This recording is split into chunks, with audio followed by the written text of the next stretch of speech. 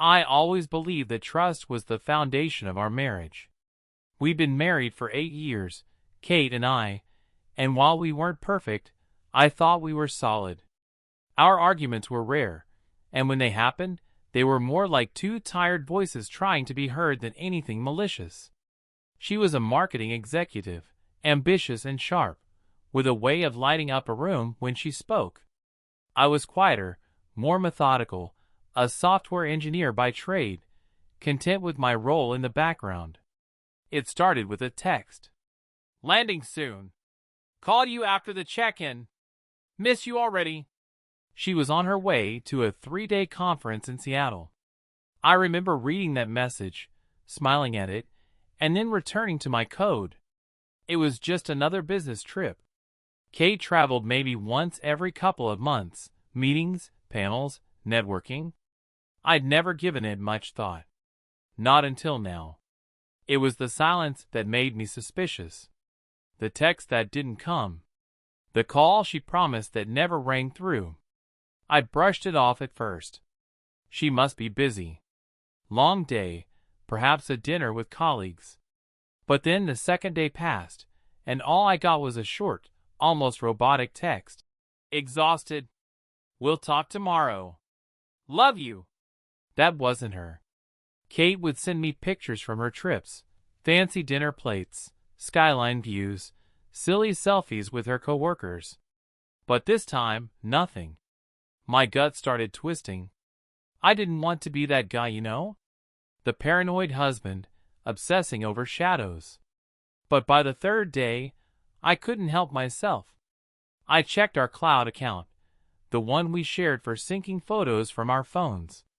Most of the time, she forgot to turn off the auto-upload. There was one new image. It was blurry, taken at night, maybe by accident.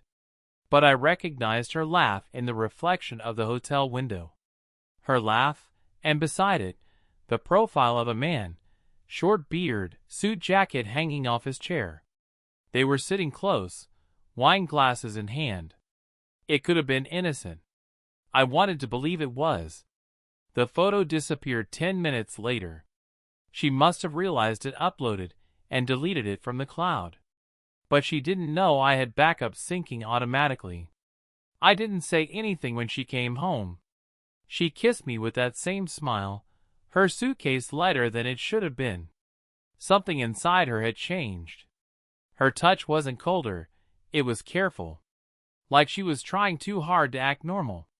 That was what confirmed it for me. Days passed. I pretended to forget. I asked how the conference went. She mumbled something about new contacts and breakout sessions. She didn't mention the guy in the photo. I didn't ask.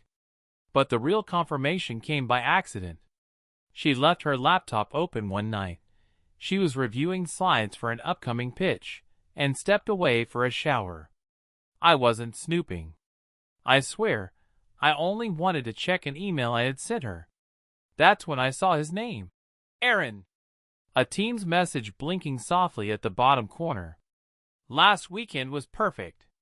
Don't know how I'm supposed to pretend like nothing happened." I stared at the words until my chest went tight. In that moment, I wasn't angry.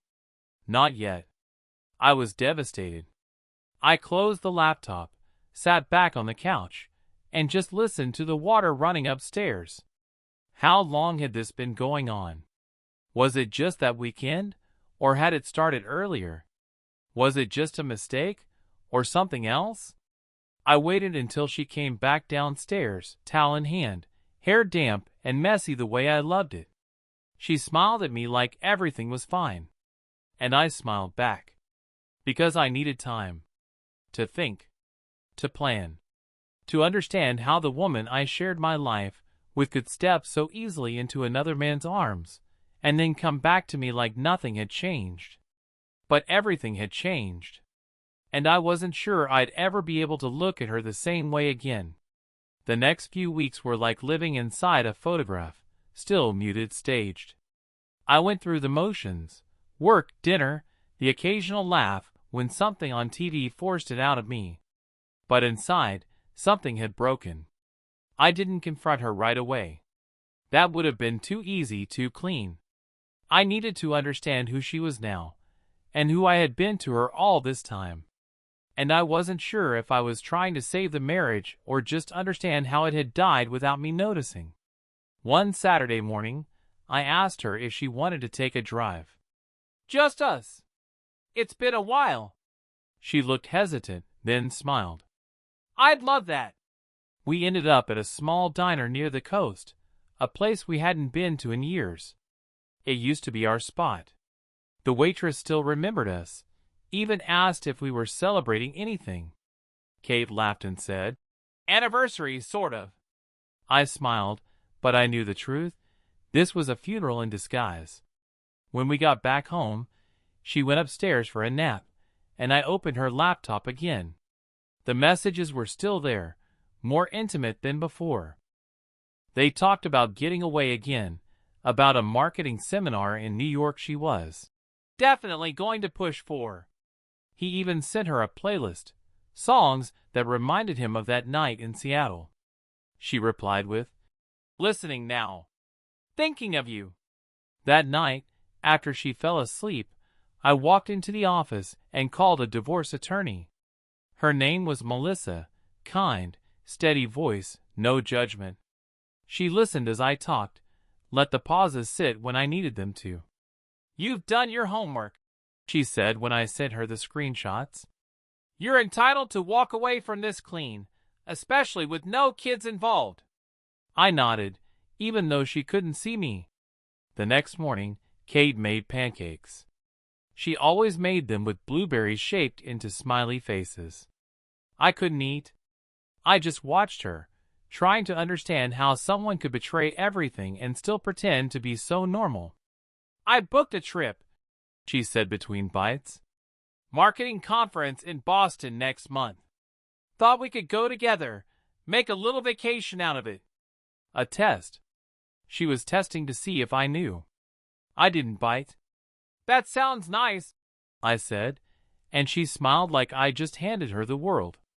But the truth was, I'd already filed the paperwork. Melissa would have her served the week after the conference. I wanted her to feel safe. I wanted her to believe, just for a little while longer, that her mask was working. Then it happened sooner than I expected. She left her phone on the nightstand, and as she showered, I saw the notification light blink. A message from Aaron. "Book the suite. Can't wait to see you again." I didn't need to read the rest. I walked into the bathroom, stood at the door while steam curled out toward me. She saw me through the glass and smiled. "Hey, handsome." I held up her phone. "He booked the suite again. I hope it's as perfect as last time." Her face froze. The air between us thickened with silence, the kind that makes sound irrelevant. "I know, Kate. I've known since Seattle." She opened the glass door, dripping wet, eyes wide. "I can't explain." "No," I cut her off. "Don't insult both of us. You made a choice. Over and over again. And now I'm making mine. I didn't mean for it to happen this way," she said, voice trembling. "Yeah. You never do. That's how it always starts, right? A little bit of loneliness, a little flattery, and then you forget everything you promised me." She stepped out, grabbing a towel. "I still love you. No, you love the comfort of me. You love knowing I'm here, just in case he doesn't stay." I walked out of the room. I didn't wait for a response. That night, I slept on the couch. In the morning, she was gone, off to work, or maybe to him. She didn't say. 2 days later, she was served the papers. I didn't get a call.